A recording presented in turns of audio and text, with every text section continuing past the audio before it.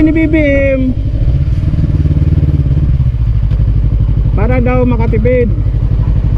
So, bakit gusto nilang makatipid?